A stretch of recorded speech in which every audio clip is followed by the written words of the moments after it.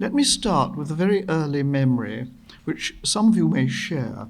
It used to be quite common to see in houses and flats a little postcard, and on it a couplet written by Robert Louis Stevenson, which read, "The world is so full of a number of things, I'm sure we should all be as happy as kings." And as a child, I found this couplet pretty irritating.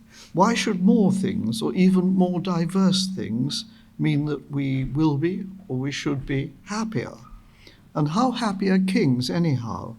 Uneasy lies the head that wears the crown. So I start with the question, what's the point of diversity? Is more diversity always better? Or is diversity not really the fundamental matter, although we discuss it a lot today? I think that one can see one of the sources of present debates about diversity in the Equality Act 2010, which, when I chaired the Equality and Human Rights Commission, was, of course, the fundamental piece of legislation. And in there, we find a list of so-called protected characteristics, which must be respected, and where there are, in fact, legal penalties for failure so to do. And the forms of diversity that are listed in the Act are quite few. But I think the rationale for them is that these are features of people that might be the basis of unfair discrimination, unfair treatment. And the 9 protected characteristics, many of you will be familiar with the list, are age, disability, gender reassignment, marriage and civil partnership, pregnancy and maternity, race, religion or belief, sex, and sexual orientation. It's a rather untidy list in some way. Now, I don't think that many people would disagree that these characteristics shouldn't be used as a basis for certain sorts of discrimination, and that doing so would be a form of unfairness, and that we're right to protect these characteristics. But that abstract thought isn't going to offer us complete guidance. It certainly doesn't mean that treatment of persons with any one of these characteristics has to be uniform with the treatment of persons with other characteristics. For example, we all accept that in many respects we need to treat persons differently based on their age. You try treating a 14-year-old like a 4-year-old, and you'll find out fast enough that that doesn't wash. We do treat people differently depending on the particular nature of their disabilities, and rightly so. Again, in taking account of specific religious beliefs.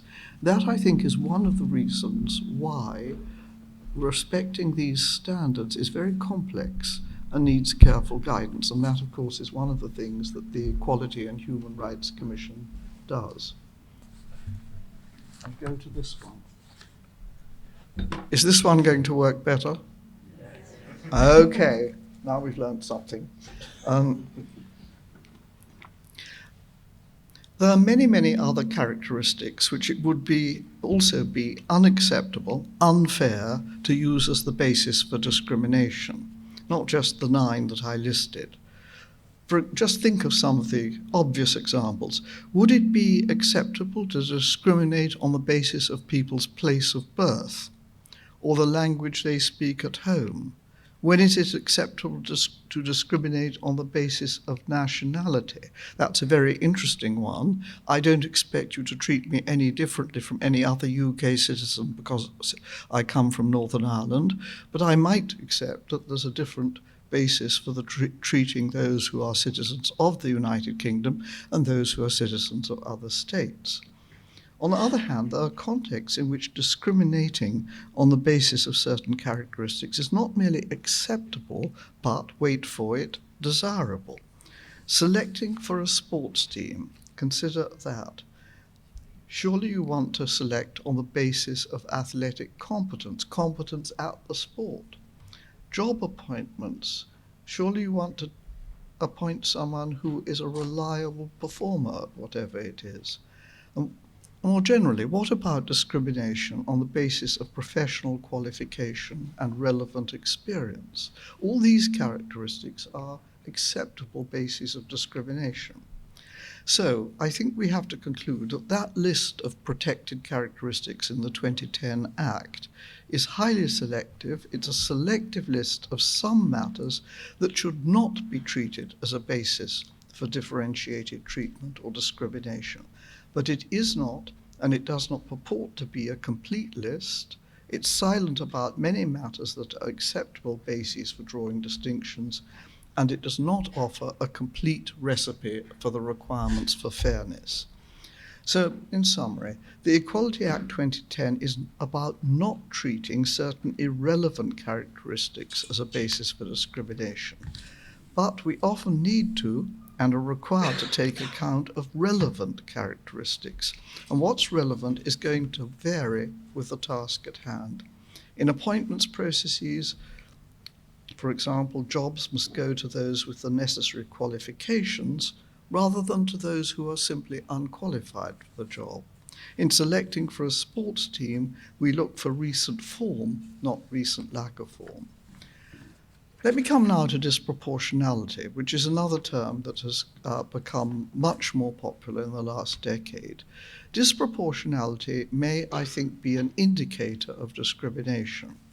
We see many complaints that selection on the basis of certain characteristics produces, or perhaps has produced, what is referred to as disproportionality. For example, it's perfectly true, most judges are of a certain age, quite a high age, and most of them are men. Is that evidence of wrongful discrimination against young people or against women? Most primary school teachers are women. Is that evidence of wrongful discrimination against men? In many places of work, the proportion of people of varied backgrounds simply does not match the proportion of people of that background in the population. Is such disproportionality always wrong? If so, why? When or why might it be wrong? I think that the conclusion that's usually drawn is this: disproportionality in itself isn't wrong, since fairness rather than proportionality is what we care about. But disproportionality can be a sign of something wrong, for example, of ineffective recruiting or failure to recruit from certain sections of the population, of unconscious or conscious bias. Most of the remedies that are used to address disproportionality attend to these process matters. So it's not the proportions and certain outcomes that are decisive for fairness, but the processes by which outcomes are produced. Disproportionality, I suggest, is a symptom, but it isn't the basic issue. Thank you.